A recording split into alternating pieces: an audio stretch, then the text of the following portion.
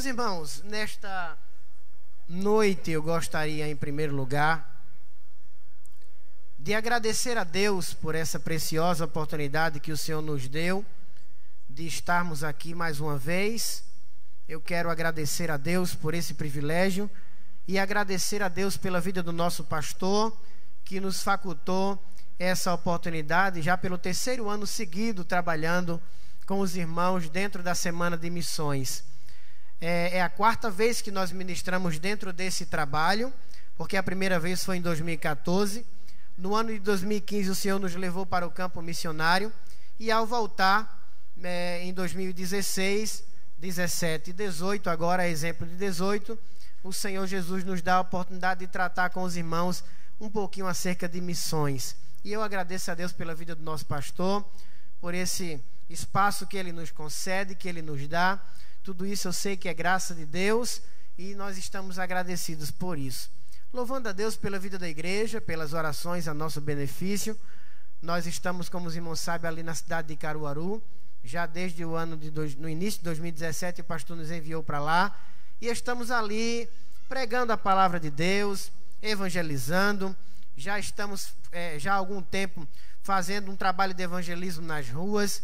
Por onde a gente passa fica sempre a marca de poder evangelizar, de poder pregar, porque nós sentimos que essa foi a chamada que Deus apresentou para as nossas vidas. Foi o dom que Deus nos entregou quando tudo começou.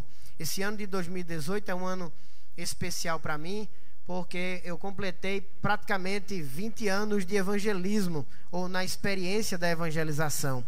Há 20 anos atrás, Deus me dava a oportunidade de iniciar como a minha primeira atribuição na igreja, que era liderar a juventude, e a nossa grande missão naquela época era evangelizar. De lá para cá, Deus já nos levou para muitos lugares. Eu tive a oportunidade de pregar o evangelho em muitos lugares.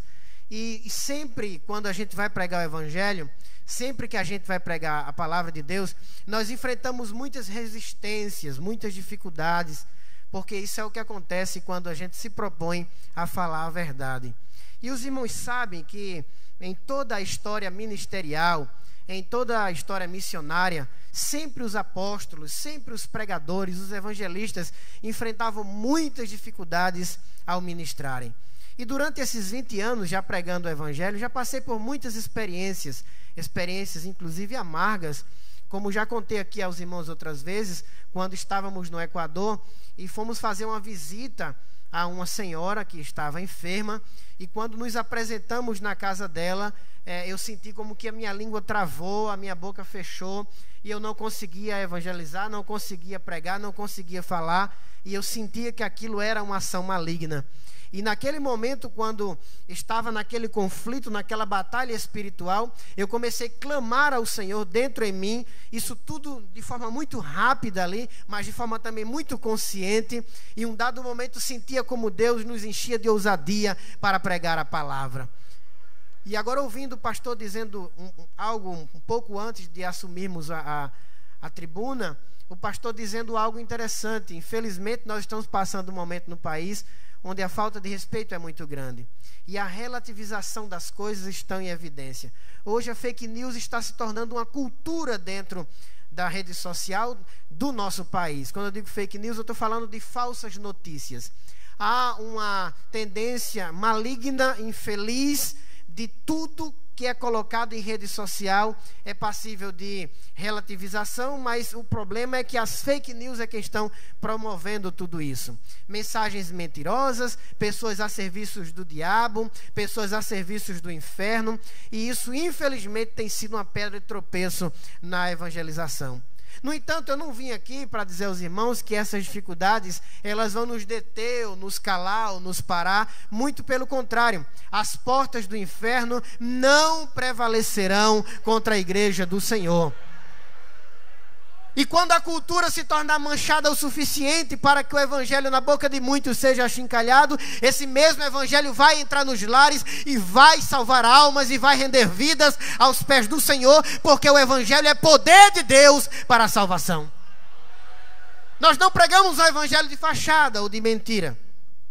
Nós pregamos um evangelho de poder, e isso precisa estar visível em nossas ações e em nossa vida.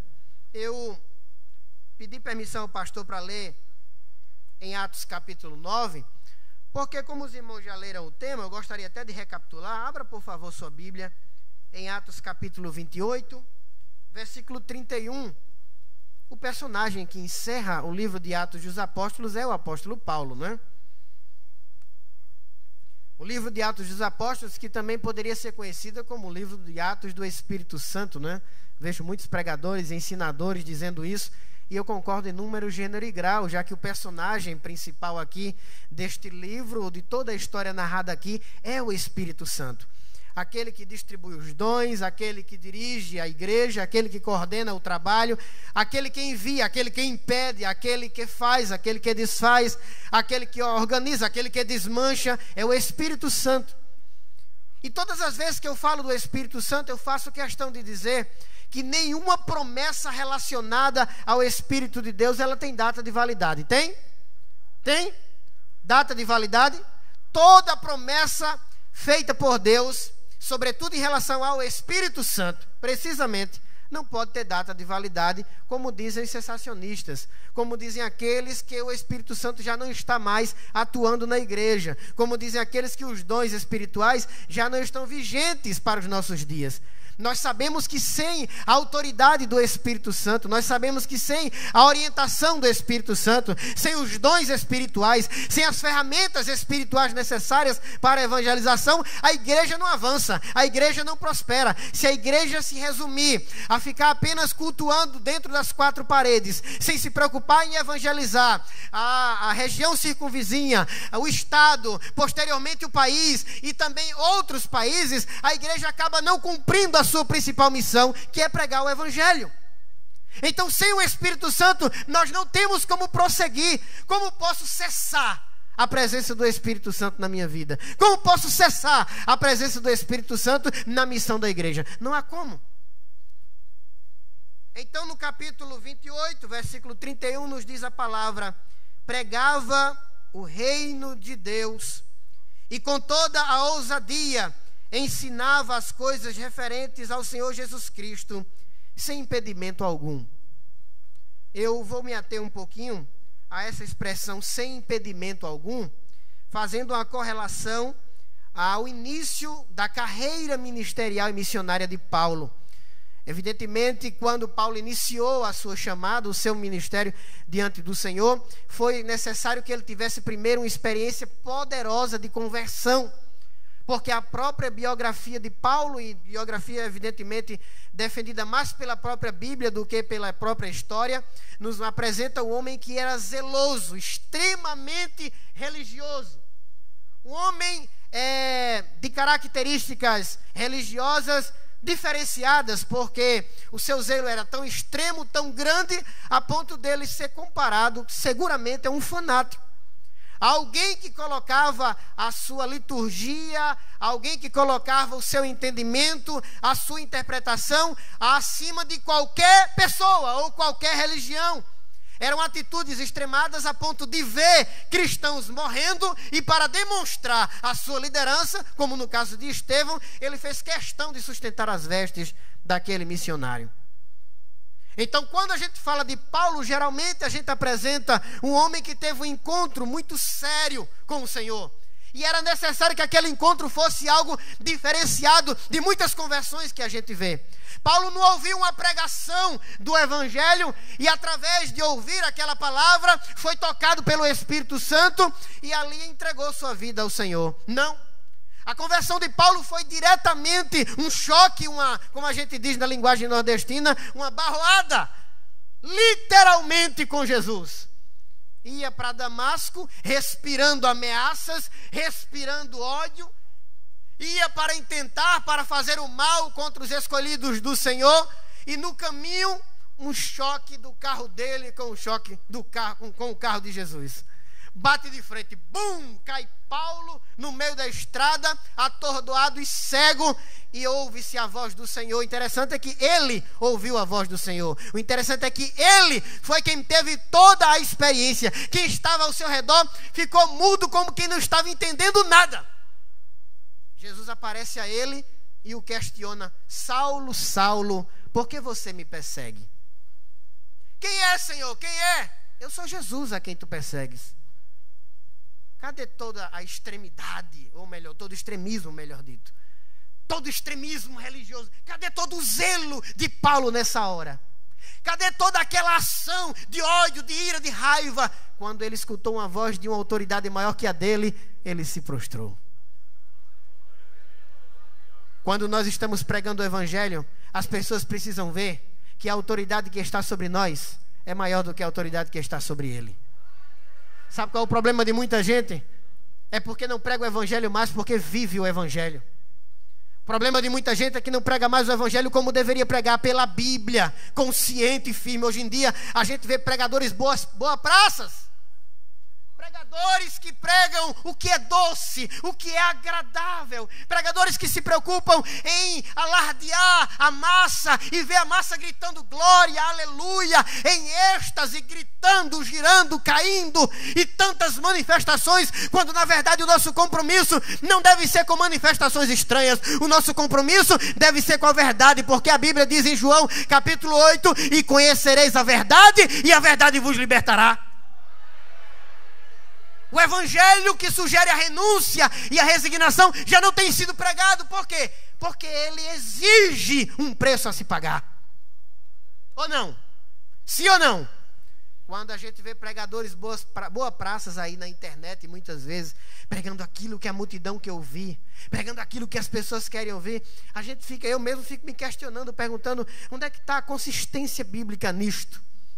Porque se eu não apresentar o céu como ele é, se eu não mostrar ao homem a Bíblia como está escrito, se eu não mostrar ao homem a importância de entregar a vida a Cristo, como é que eu posso querer que a igreja se encha? A gente tem visto hoje, na verdade, são igrejas inchadas de pessoas que têm, digamos assim, um enjoo da doutrina, uma dificuldade de compreender a palavra de Deus, porque elas querem ouvir alguma coisa. Como não escutam, sai de igreja, vai para outra, porque isso é natural. Entre eles, na cabeça deles. Quando Paulo se converteu, a experiência de conversão dele direta com Jesus fez com que Paulo passasse, pelo menos no início da sua chamada cristã, digamos assim, 3 dias, pelo menos 3 dias, orando, em jejum e oração. Jejum e oração. Não comeu nada, 3 dias. E estava ali, talvez ainda assustado, cego, sem entender nada, e Jesus faz algo lindo na vida dele, porque primeiro mostra ele a Ananias, um homem de Deus escolhido para levar uma mensagem para ele, e depois mostra Ananias ao próprio Paulo, para que houvesse uma conexão entre eles num momento oportuno. Quando Jesus começa a falar com Ananias e diz para ele: olha, vai à casa de Judas, numa rua chamada Direita, e deu o endereço da casa, e disse: você vai encontrar um homem lá que está orando já há alguns dias, vai e entrega uma mensagem para ele, porque ele é um vaso escolhido para mim. Ananias disse: certo, Senhor, agora o Senhor pode me dizer quem é? Vai lá, é Saulo. Mas, Senhor, Saulo? O senhor tem certeza que é Saulo? O senhor não se equivocou, não? Olha, a gente tem ouvido falar que esse homem é terrível. Exterminador de crente. Exterminador de missionário. Respira ameaça. Olha, e ele inclusive, Senhor, está revestido de autoridade para acabar com quem invocar teu nome. Jesus disse: faça apenas o que eu estou lhe mandando fazer. Vá, porque ele é um vaso escolhido.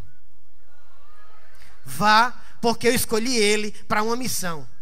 E fique tranquilo, porque quando eu escolho, eu ensino a esse que eu escolho a honrar o ministério. Fique tranquilo que quando eu escolho, eu ensino ele. Eu ensino ele o que é chamada de Deus. Sabe por que tem muita gente que não evangeliza hoje? Porque não tem mais experiência de salvação. Ou se tem, ou se teve, nunca valorizou. Já percebeu?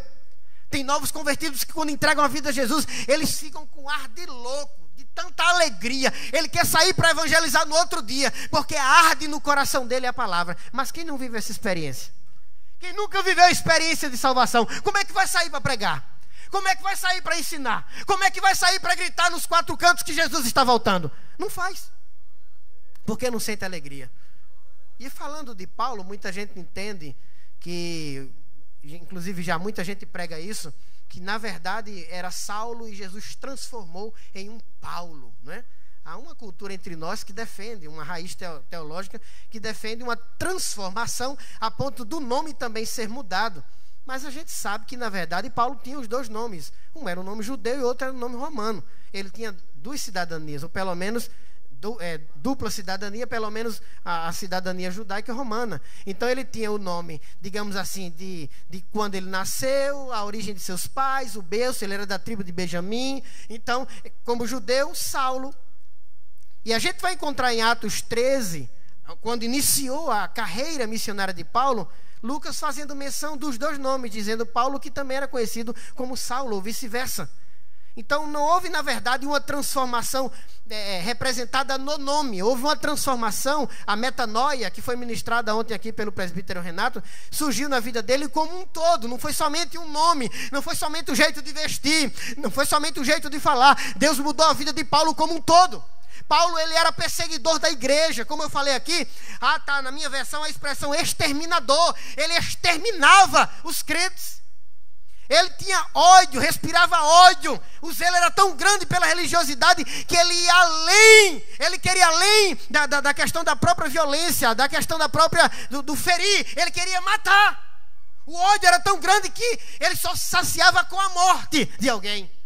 Esse extremismo religioso de Paulo foi convertido, transformado de uma maneira tão poderosa que Paulo chegou a dizer: eu daria minha vida. Eu daria minha vida. Eu abro mão da minha vida. Não vivo eu, mas Cristo vive em mim. O que eu pensava que era ganho, na verdade não era nada. Sabe por quê? Porque perdi tudo, não tenho nada por precioso. Eu não tenho nada, eu vou me gastar, me desgastar, porque eu preciso pregar o Evangelho. Quando ele diz, me é imposta essa obrigação, ele está dizendo, me é imposta essa responsabilidade, porque eu não valia nada. Eu era um rebutário. Quem eu era? Um perseguidor da igreja. Quem eu era? Um miserável que vivia perseguindo o crente. Mas Jesus, por sua graça e misericórdia, mudou minha vida, me deu um novo nome, uma nova história. Como eu posso deixar de pregar esse Evangelho? Quando o livro de Atos termina dizendo que Paulo agora estava pregando sem impedimento, no contexto em que eu tentei alcançar, significa sem reservas, sem a preocupação de que ele estava falando, ensinando, ia ofender alguém do ponto de vista filosófico, melhor dito, ideológico. Hoje em dia, tudo que você coloca na internet, alguém vai e relativiza. Ah, mas não é bem assim. Já percebeu? E tem pessoas que são tão enfermas e doentes que você coloca e coloca ainda a prova, a evidência, e ela continua dizendo, não, mas não é, não está e tal. Esse extremismo hoje, político partidário, religioso, ainda existe no coração das pessoas.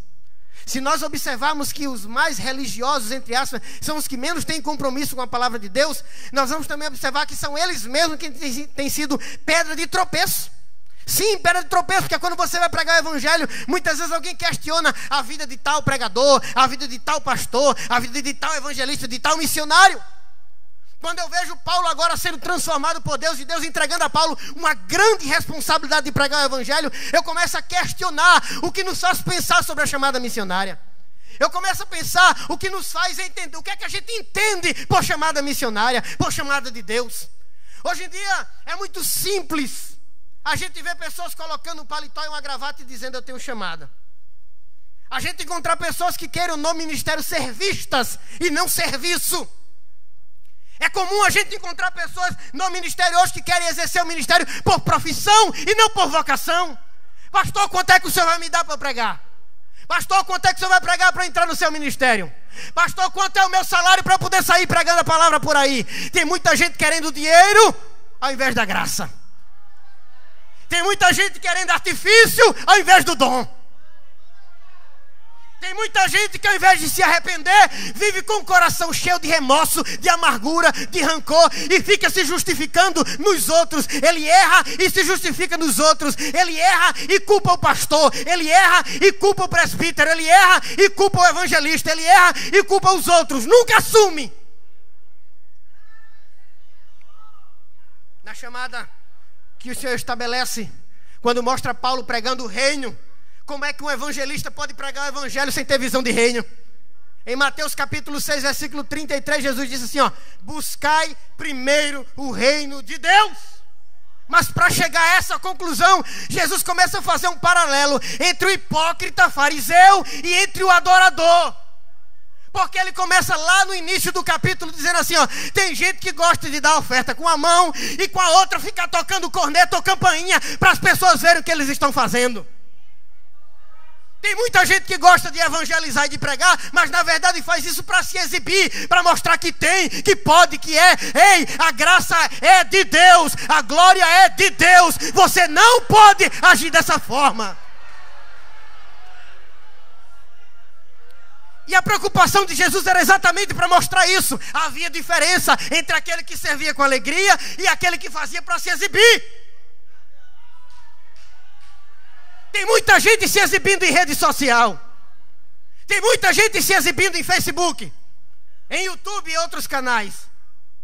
E tem pouca gente comprometido com o evangelho de base, com o evangelho de rua. E uma vez até escrevendo sobre essas questões e essas diferenças, dizia: se o pastor prega na rua, diz: para aí, quer aparecer. Se o pastor prega na internet, quer aparecer. Se o pastor não prega nem num canto nem no outro, ainda diz que é pastor. Tá difícil ou não tá? Mas quer saber? Deixa eu falar. Eu prego na rua. Eu prego no colégio. Eu prego na praça. Eu prego no ônibus. Eu prego na internet, no YouTube, no Facebook. Eu prego aonde o Senhor me mandar. Se Ele disser vá, eu vou. Se Ele disser fica, eu fico. Se Ele disser fale, eu falo. Mas eu não prego para agradar homem e nem prego para agradar ideologia. Eu prego evangelho. Eu prego a palavra e digo: ei, arrependei-vos e crede no evangelho. Só vai para o céu quem entregar a vida a Jesus. Aleluia! Mas a gente se depara com as resistências, né? E na própria caminhada missionária e ministerial, a gente enfrenta muita resistência, muita coisa. Se o próprio Jesus resistiu ou encontrou resistência, imagine nós. Se o próprio Jesus suportou a incredulidade, a falsidade, a mentira, quem somos nós para não suportar tudo isso? Eu percebo que o ministério hoje sugere para a gente um caminho de responsabilidades, mas as pessoas muitas vezes só querem o privilégio do ministério. As pessoas só querem as prerrogativas do ministério. Cargo, título, é uma briga por cargo, é uma briga por título. Todo mundo quer sentar nas primeiras cadeiras, todo mundo quer sentar nos primeiros postos, todo mundo quer chegar e mostrar sua roupa, seu sapato, mostrar talvez o seu carro, sua casa, seu pedantismo e tanta coisa. Jesus ainda procura homens e mulheres que tenham humildade no coração e diga: Senhor, eu bato no meu peito e digo: só estou aqui porque a tua graça me alcançou. Só estou aqui porque a tua misericórdia me tirou do charco de lodo e me fez uma nova criatura. A Cássia Dalpe não é isso, né? Não é buscar os que estão caídos no evangelho? Sim ou não? O discipulado não é isso? Ensinar a palavra de Deus aos novos convertidos, não é isso? Mas se a gente fizer a base de mentira, como é que a gente vai crescer? Se a gente não pregar o que vive, não viver o que prega, como é que a gente vai avançar? Está na hora da gente começar a lutar, é verdade, lutar contra essas coisas que tem por aí. Esse evangelho moderno, olha, todo mundo, tem muita gente até que me critica por isso. Porque geralmente quando eu prego, eu faço questão de dizer que há uma diferença entre o evangelho que a Bíblia fala e o evangelho que a gente está vendo por aí em rede social. É um evangelho muito light. Não bata não, ei, vai devagar, meu filho, vai devagar. Houve um momento em que Jesus aumentou, elevou o tom da doutrina e deu uma coxa no povo. A coxa foi tão grande que o povo correu, foi embora. Ficou só os discípulos. Jesus disse: cadê a multidão? O que foi que houve? O senhor pegou pesado.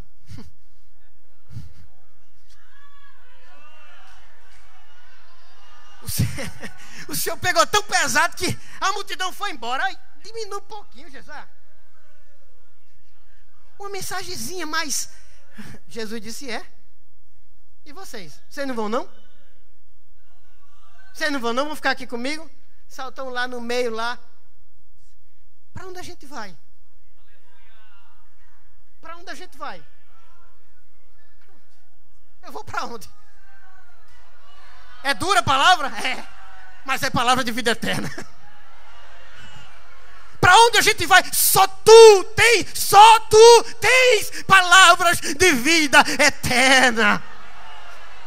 Por mais que machuque, quem vive pela verdade não se ofende por ela. Quem vive pela verdade não abandona o seu caminho por causa dela. Quando Jesus disse: eu vou mostrar a Paulo o que é bom para tosse, essa gripe de ódio dele, eu tenho um xarope aqui do céu para ele. Aí começou a apertar Paulo. Para começar, colocou logo um espinho na carne dele. Tchuim. Que ele reclama lá, né? Mas Senhor, eu já orei 3 vezes. Ele conta até as orações, a quantidade, ele fala até a quantidade. Já orei e esse espinho não sai. É uma perturbação, uma coisa. Não, meu filho, é perturbação não. É para você depender da minha graça. Tem pregador que precisa de espinho na carne para não ficar muito, ó. Porque quando ele está crescendo muito, quem cresce muito, aí a glória de Deus diminui na vida dele. Diminui ou não? Diminui ou não? Agora quando ele se humilha, quando ele se humilha, Jesus usa. Quando ele se humilha, Jesus o levanta. Quando ele se humilha, Jesus o envia. Soberbo não tem vez na chamada ministerial. Aleluia! São os perigos da presunção e da convicção da chamada. Eu estive recentemente falando no Eladalp lá em Gravatá, e eu dizia assim, que a gente vê muito pregador hoje do evangelho, muito líder de departamento, e até mesmo, desculpe meus companheiros, não é nada pessoal, mas muita gente até no ministério com um sentimento de presunção muito grande. A presunção, neste caso aqui, nesse contexto aqui, é aquela pessoa que ela não procura aprender, ela não tem humildade para aprender, ela se acha melhor do que os outros, a mensagem dela é sempre melhor do que os outros, as opiniões dela estão sempre acima da dos outros. Tem gente que quer pregar evangelho assim, é um ódio, uma raiva tão grande, só a opinião dele é que vale, só a palavra dela é que vale, não vale mais ninguém prega. Aí tem gente que prega, fala, parece um cachorro latindo, late, não assusta ninguém. Aí muitas vezes vem aquele irmãozinho, sem muita gia. Nada contra, porque eu sou teólogo também, né? Mas quando eu fui para a faculdade, uma coisa para fazer teologia, uma das coisas que mais me encantou foi os temas da Bíblia Sagrada, os textos da Bíblia. Uma paixão pela Bíblia. Mas tem um pensamento de tal fulano de tal, um grande pensador. Amém, Deus abençoe. Mas eu vou pelo pensamento da Bíblia. Não é extremismo não, tampouco, porque a gente sabe que a gente tem que estudar e crescer e tal, mas eu me refiro àquelas pessoas que têm aquela coisa muito tal, e vai lá e prega e tal, e diz, e não acontece nada. Não acontece nada. Eu passei um tempo assim e me questionava, dizia: Senhor, eu preguei tão bonito e nada. Eu disse palavras tão bonitas, hoje nada. Eu enfeitei a mensagem, botei tanta coisa, tanto caqueado e nada. Jesus disse: é porque faltou uma coisa. Faltou graça.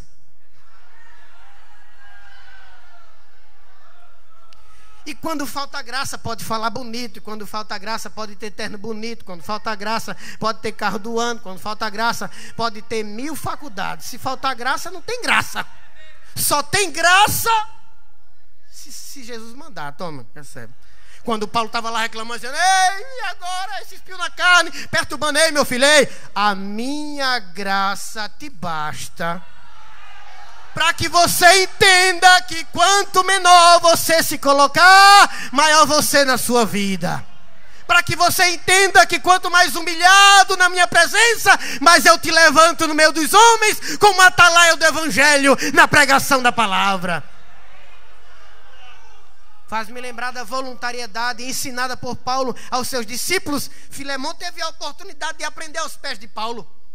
Na carta de Paulo a Filemão, Paulo evoca, ele recorda, ele chama a atenção de Filemão para um detalhe que está faltando hoje no meio dos pregadores. Eu estou falando pregadores de forma geral. Para que haja conversões, para que as pessoas conheçam o evangelho. Voluntariedade. Quando Paulo ele se apresenta a Filemão através de uma carta dizendo assim: olha, eu ganhei para Jesus um fugitivo, alguém que era teu empregado, estava aqui comigo preso, eu estou preso por causa do evangelho, e eu sei que tu conheces um homem chamado Onésimo, conhece? Se eles estivessem conversando ou trocando mensagens pelo zap, eu acho que ele diria: conheço, Senhor, é um fujão. Olha, Paulo, esse rapaz fugiu.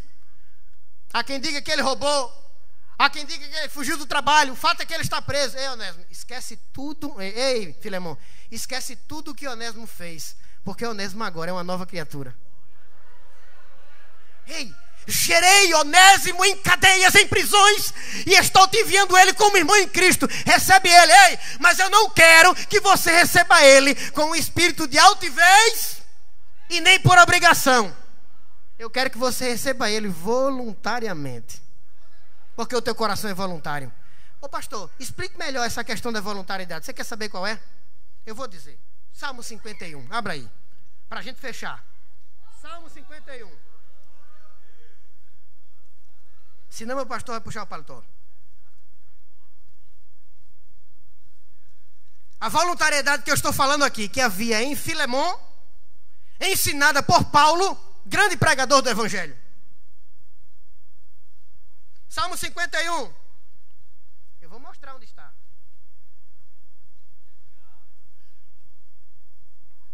O salmista Davi começa dizendo o quê? Tem misericórdia de mim, segundo a tua benignidade, segundo a multidão das tuas misericórdias, apaga minhas transgressões. Primeiro ponto, reconhecer o pecado.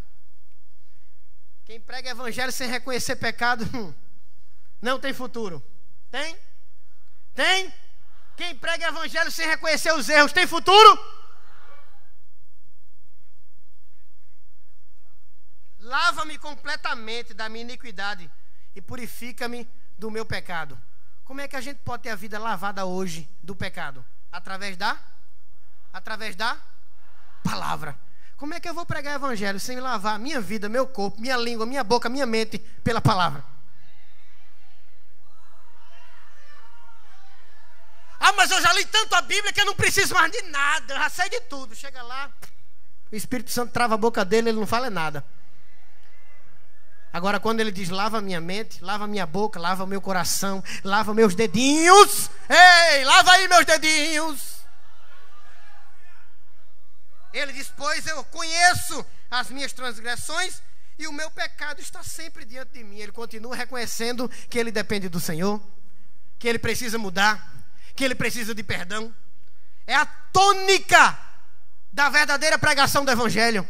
É quando você prega sabendo que você precisa daquela graça, que você precisa daquilo antes de alguém precisar. 4. Pequei contra ti, somente contra ti, fiz o que é mal aos teus olhos, de maneira que serás tido por justo no falar e puro no julgar. Todo mundo sabe que no Salmo 51 Davi está se referindo a que pecado? A que falha? Davi era um militar, já havia matado muitos, sim ou não? Em estratégias militares, Davi deu ordem muitas vezes para se matar milhares. Ele mesmo, ao fio da espada, deve ter matado muitos. No entanto, ele não se referia a nenhuma das suas ações enquanto comissionado para realizar aquilo. Só que uma das atitudes de desocupação da vida dele gerou na vida dele uma grande catástrofe espiritual. Porque além dele planejar, codiciar a morte de alguém, ele executou o plano em sua desocupação. Davi, além de ter enviado, ter matado literalmente alguém com as suas ações, ele ainda tomou para si a esposa daquele alguém, formando um pecado, digamos assim, duplo, que muita gente faz questão de dizer 2 pecados, 3 pecados. Não, um pecado que destruiu a vida dele. E ele começa a falar exatamente no Salmo 51. Mas eu vou explicar por que todo. Isso não é drama. Davi não está fazendo drama. Isso aqui é um coração aberto, dizendo assim: eu preciso do Senhor. Versículo 5: eu nasci em iniquidade, e em pecado me concebeu minha mãe. Ele fala até da origem de tudo, de sua vida, em seu início. Versículo 6: eis que te agradas da verdade aonde? Aonde? Então como é que eu posso pregar evangelho sem verdade? Sem viver na verdade? Sem pregar a verdade? Não é a verdade dos homens, é Jesus Cristo. Eu sou o caminho, a verdade e a vida. No oculto me fazes reconhecer a sabedoria. Purifica-me com isopo e ficarei limpo. Lava-me e ficarei mais alvo que a neve. Aqui é toda uma figura dessa limpeza que a Bíblia, que a palavra de Deus promove na vida daqueles que entregam a vida a Jesus. Mas diz em seguida: faze-me ouvir júbilo e alegria, para que exultem os meus ossos que esmagaste. Esconde o teu rosto dos meus pecados e apaga todas as minhas iniquidades. Cria em mim, ó Deus, um coração puro. Renova em mim um espírito reto e inabalável. Ei, vai dar chorimicomaciá. Versículo 11: não me lances fora da tua presença, nem retires de mim o teu Espírito Santo. Quer saber? Ei!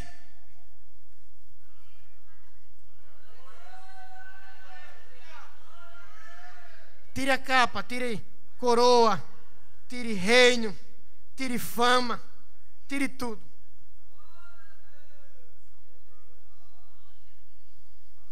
Mas não retire o teu Espírito Santo.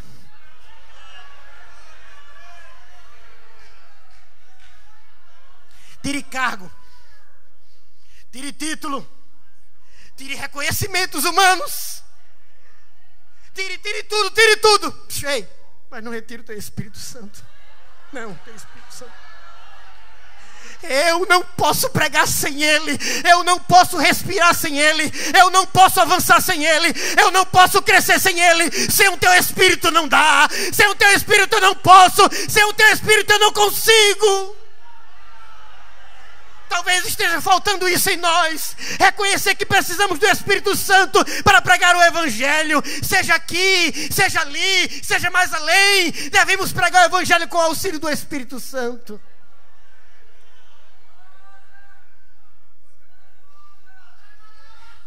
Ele diz: torna a dar-me alegria da tua salvação.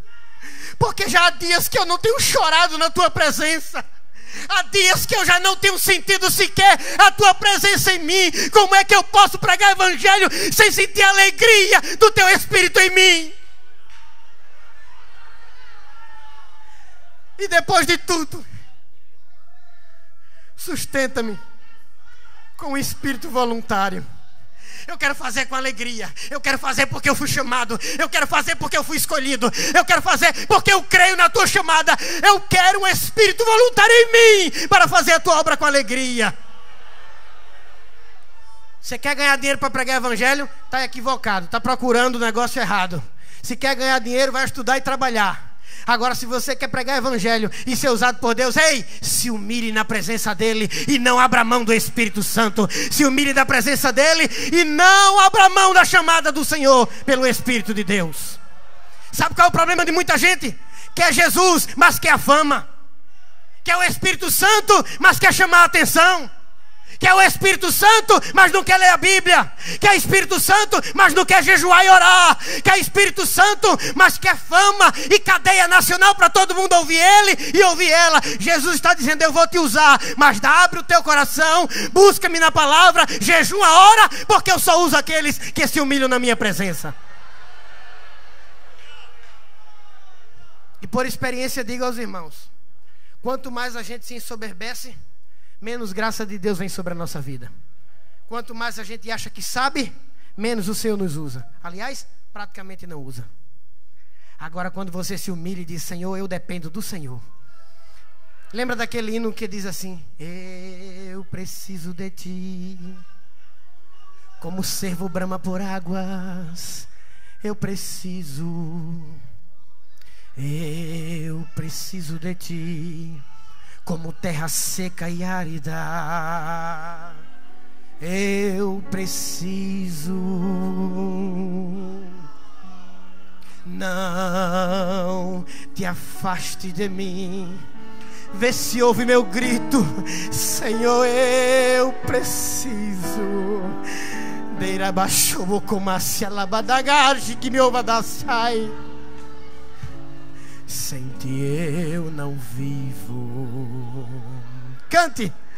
Cuida de mim.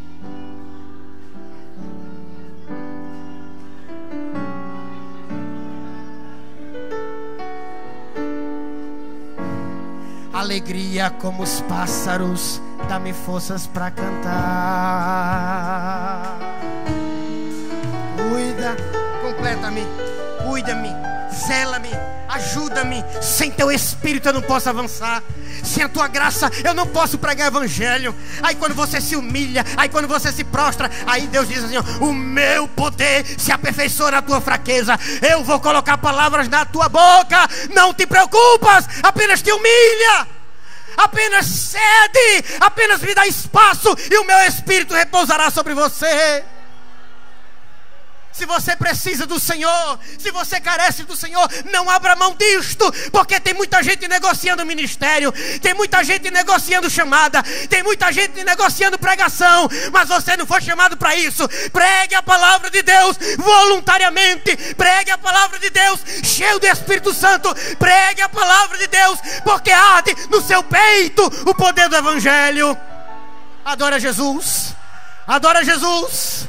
Adore a Jesus essa noite, adore a Jesus.